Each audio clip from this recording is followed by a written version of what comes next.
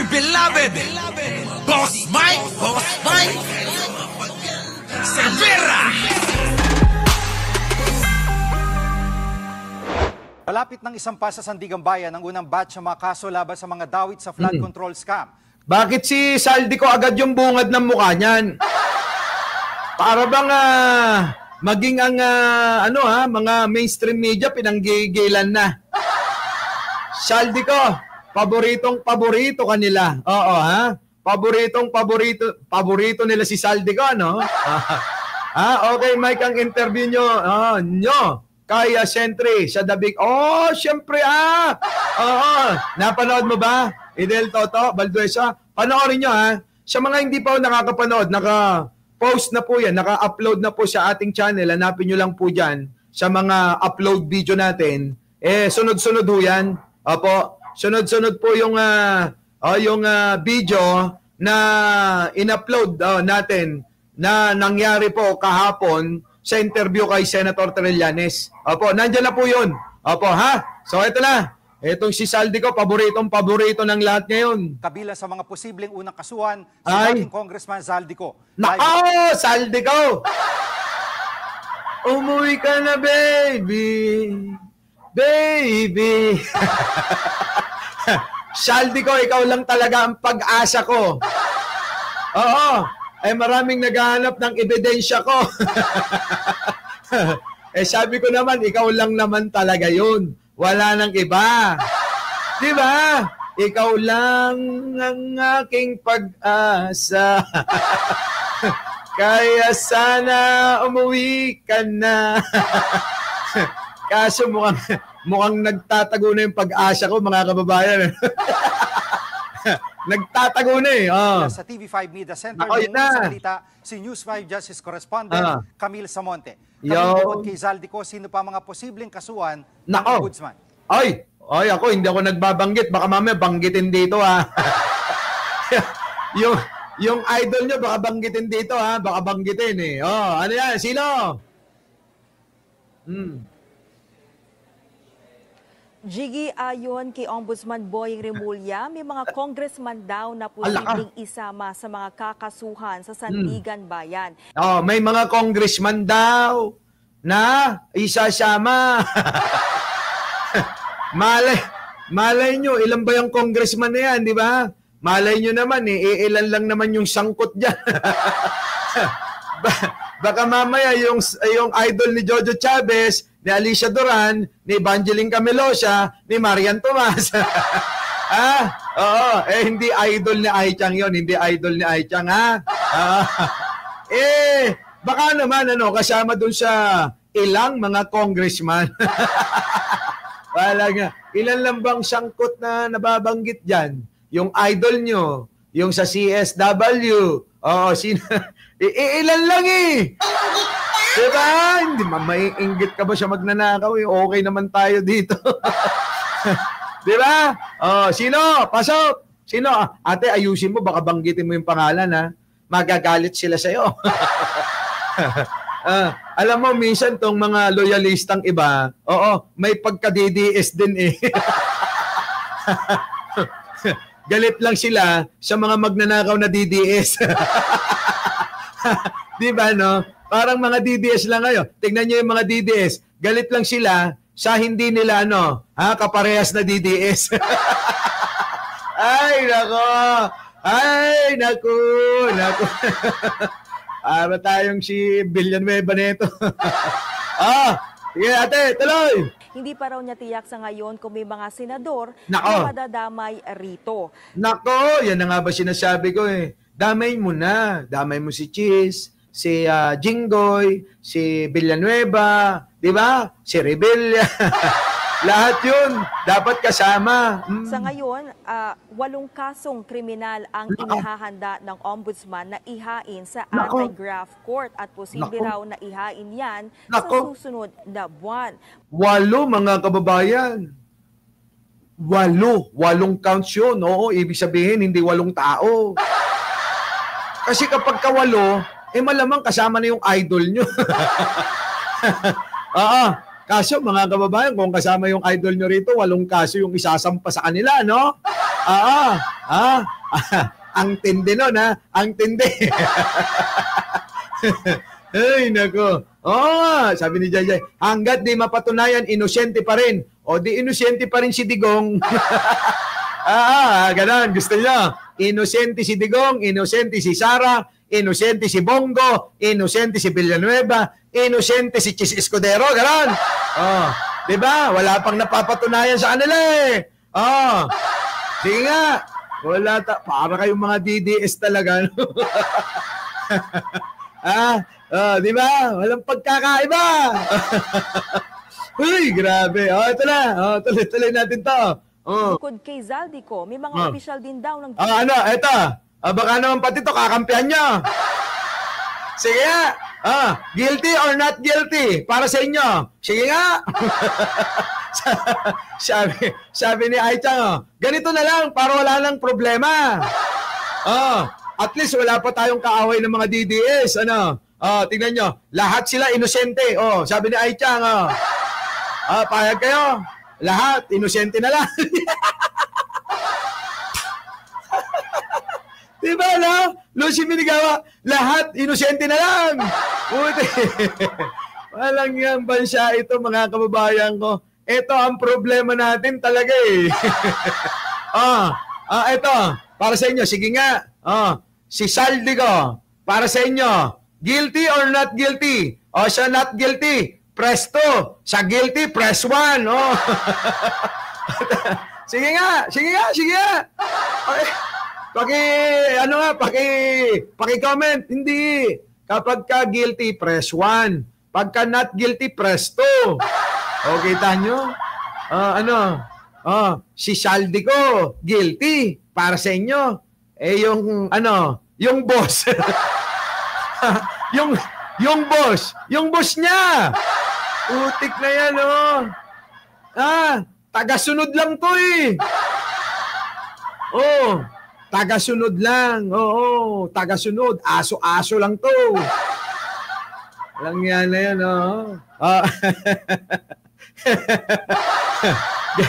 Ganon talaga. Jojo Chavez sabi, bata ni Digong yan noon. Diba? Noon. Bata ni Digong. Alam mo naman politika ito. Walang permanenteng kaaway. Walang permanenteng kakampi. Diba? Ganon yun. So ngayon, syempre, kung sino yung batikan na magpalusot ng mga maanomalya, kung sino yung magaling sa sindikato, syempre, pinag-aagawan yan. Tandaan nyo yan. Tandaan nyo! Kung sino ang eksperto sa pasikot-sikot para kumita ng bilyon-trilyon, tandaan nyo, pinag-aagawan ito. Maniwala kayo sa susunod. Kung sakasakali ang manalo, ay mga Duterte, malamang nandoon na naman ito. Ganun yung, nandoon na naman ito. Sino? Si Saldico. Ganyan eh, malupit eh, di ba? Oo. Kasi nga, mga kababayan ko, magaling. Eksperto sa pambubudol at pagnanakaw ng pera ng bayan. Sabi, veterano ka na talaga. Ay, syempre Oo, veterano tayo, scramble. Lulusot ba yung mga katwiran na ganyan? Hindi lulusot. Oo, kung sino ang matalino, siya ang absuelto. Sabi ni Seni. Kaya nga, boss niyan, si Digong. Boss niya rin yung boss mo. Uy, ganyan, talaga naman. Kulang na lang yan. Nakakit-kit nga unay. Dandanin na kit-kitan nga una yun. Grabe, makakit-kit yan, mga kababayan, ito na, tuloy natin. DPWH na maaaring kasuhan. Pati na rin ang kumpanyang SunWest na mamay-ari ng pamilya ni Ko, isang kontraktor ng 289 million pesos sa flood control project sa Oriental Mindoro. Matatandaan, Jiggy, na isiniwalat din ng mga dating district at assistant engineers sa DPWH na tumanggap din umano si Ko ng bilyong kickback mula sa mga flood flood control projects, bagay na itinanggi na ng dating kongresista. Siyempre, sino ba naman umamin sa kasalanan nila? Sige nga. Sino? Kahit yung idol ni Jayjay eh. Di ba? Parang ganun lang yan. Mga politiko, pare-parehas lang. Yayanga, mga kababayan, yayanga. Ako po, mga kababayan, ay handa pong makipagtulungan para po masugpo ang korupsyon sa ating bansa. Naniniwala po ako, mga kababayan, na dahil sa korupsyon ay patuloy ang pagdurusa ng ating mamamayan. Ito rin po ang dahilan kaya po hindi umangat ang ating bansang sinilangan. Mga ganon! Baka akala nyo hindi ko kayang gawin yung mga ginagawa nila. Kayang-kaya ko yun, mga kababayan, kung pagsasalita lang. At kitang-kita nyo, mga kababayan, yang mga yan, kahit si Kristo ang kaharap, kayang-kayang tumitig, sa mga mata ni Jesus Christ.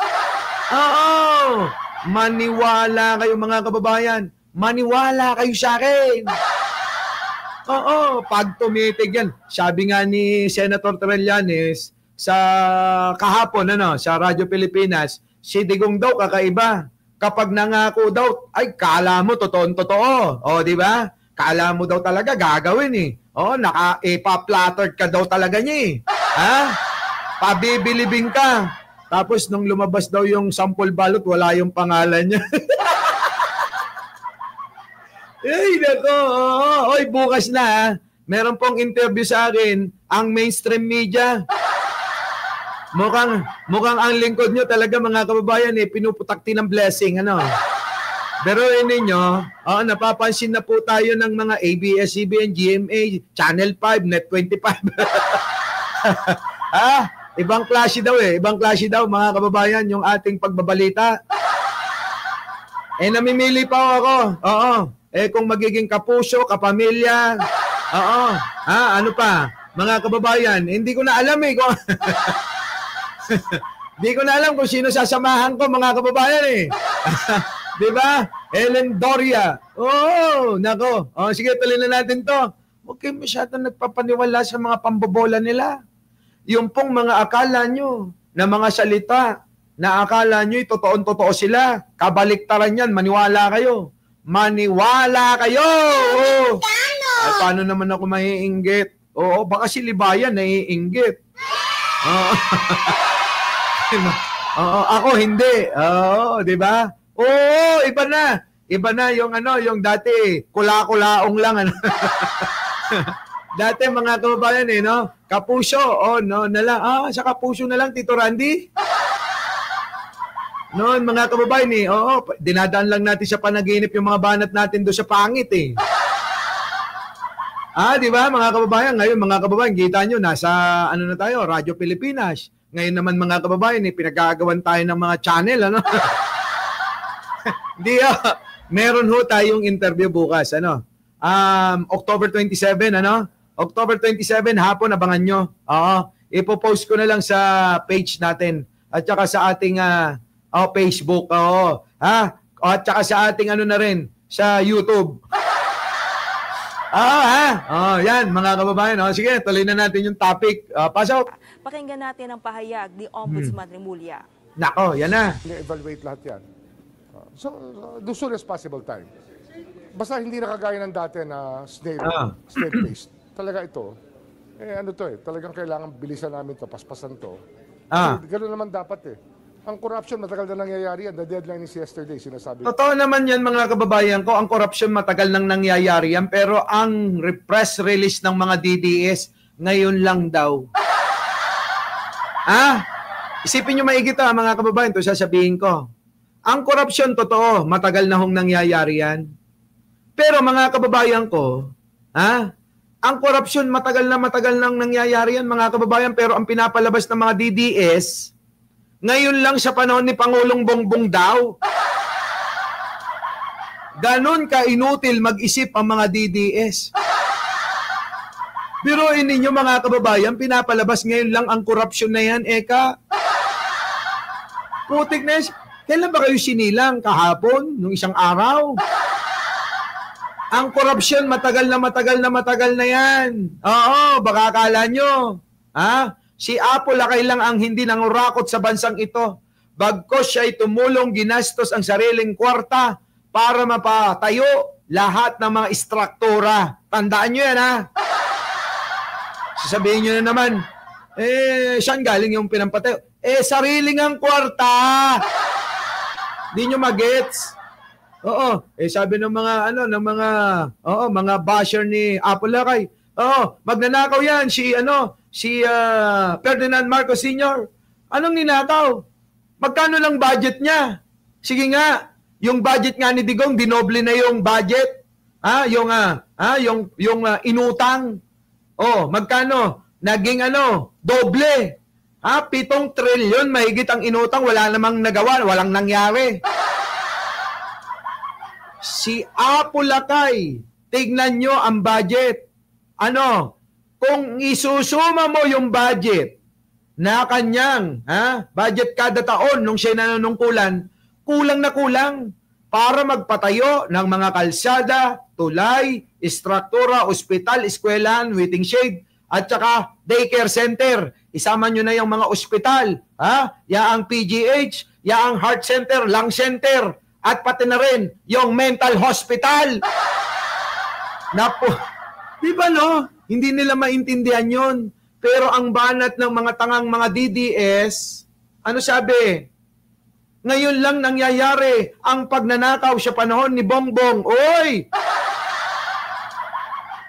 Toki ni Nayo, di kayo lang nagbabaing ropa yun. Di ba? Ganyan ho eh. Ganyan ho, katanga yung mga DDS, sobra-sobra. Yung dyan, yung malapit na kayong maging ganon. Ay! Sorry. Sorry, Oo. Uy, naku. Uy, diyan ka lang magaling, Jojo Chavez, pero malapit ka nang maging katulad nila. Di ba, no? Alicia Duran, no? Malapit na siya. Uy! Tigil nyo nga yan, ha? Wag nyo akong inuwi. Uy, Jay Salas, kita mo, galit na galit ka. Oo, galit na galit ka. Pero parang ganun ka rin sa kanila, eh. Na magkampi pa kayong dalawa, sabay pa kayo ni Jojo Chavez, Di ba, no? Mga kababayan. Eto na. Eto na. Hindi totoo. Sa totoo lang, naisip niyo ba yon? Sa kakapramgot na budget ng gobyerno ni Apo Lakay nun, sa kabila nun, mga kababayan, hindi ba nagtaka mga tao? Sa kabila ng kakaprangot na budget niya, napakaraming na itatayo na mga proyekto na hanggang ngayon ay pinakikinabangan pa. Sa pagbisita nga ni Pangulong Bongbong sa mga eskwelahan, abay, nananatili pa rin yung ating mga silid-aralan na ipinatayo pa rin ni Apo Lakay. Dahil nga nagkakapos-kapos ng mga silid-aralan ngayon sa panahon na napabayaan ng nakarang administrasyon na pinangakoy na sandamukal daw na classroom na naging ghost classroom na rin. Mga kababayan ngayon pinagsisikap natutukan. Kaya lang yung ating si Vince Dizon tatamad-tamad, mga kababayan ko. Kita nyo si Pangulong Bongbong pa ang nakadiskubre na higit sa kalahati ang presyo ng mga materialis na ginagamit at binibili ng DPWH. Kita nyo? Ewan ko anong balak ni Vince Dizon dyan. Bakit si Pangulong Bongbong pa ang nakadiskubre na sobrang overpriced itong mga materyales? Vince Dizon, bakit hindi mo na-discover yan? Panay kasi pabida-bida mo, preskong ka ng presko ni. Diba? Nakakahiya yun, mga kababayan. Yung imbis na kayo yung makadiscover, yung boss nyo pa nakadiscover, no? Balikan natin. Sino? Si Apo Lakay. Mga kababayan ko, kita nyo naman mga kababayan ko yung mga mansyon, mga bahay ni Apo Lakay nun. Di ba ni-ransack nila? Bakit? Sinequester ba yung mga bahay? Hindi naman . Alam nyo kung ano? Hinahanap nila yung mga ginto ni Apo Lakay. Gusto nilang nakawin. Diba? Gusto. Busy daw kasi si Dison. Kaka-preskon. Oo, diba?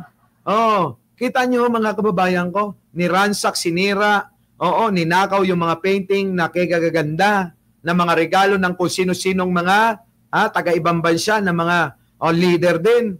Ganun ho mga kababayan ang nangyari. Diba?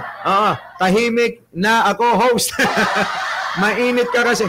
Oy, Secretary Dison, buti naman nabawas-bawasan mo na yung pagpapa-epal-epal at saka ano mo, no? Pag, ano yan? Pagpapapreskon mo. Uy, mahiya ka naman kay Apong, bongbong. Oo, dapat lang. Tutukan mo. O ngayon, nadiscover niya na overpriced yung mga materyales. Yung bakal, simento, plywood, tabla. Oo, asfalto. Putik na yan, oh. Nauna pa si Pangulong Bongbong na makadiscover niyan. Di ba kayo nahihiya niyan? Nakakahiya ho. Oo, nakakahiya, Mr. Secretary Dison, ha? Oo, araw-arawin kita rito.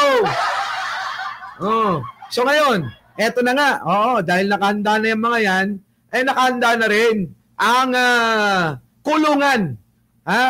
Kapag ho, etong mga ito'y inaresto na, etong mga ihahabla, diyan po sa Sandigan. Nako, mga kababayan ko. Oo. Nako, mga kababayan, makakatikim sila ng mga selda parang selda ni Kibuloy. Papaliwanag ko lang, ha? Ipapaliwanag ko lang sa mga makukulong. Nako, asahan nyo to. Iba na ang isip ng tao ngayon. Sapagkat ngayon, ang social media, mabilis na. Sobrang bilis, parang kidlat eh. Diba? Parang kidlat, mga kababayan, ng social media ngayon. Pansinin nyo, nasa na si Kibuloy. Dati, daming nagmamahal, umiiyak, kanya, Kibuloy, Kibuloy, Kibuloy. Diba? Hindi ko ba alam kung nag-iiyakan yung mga babae kasi wala nang, wala nang magiging tuwing gabi-gabi.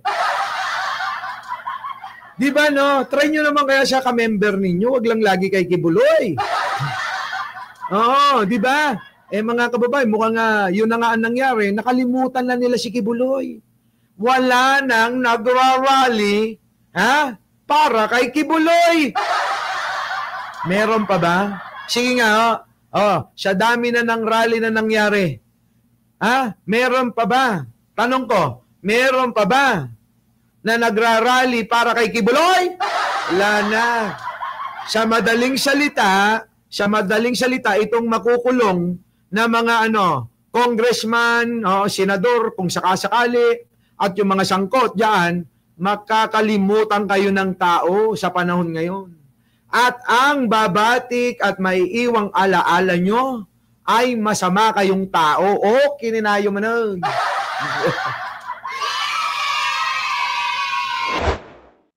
Our beloved Boss Mike Severa.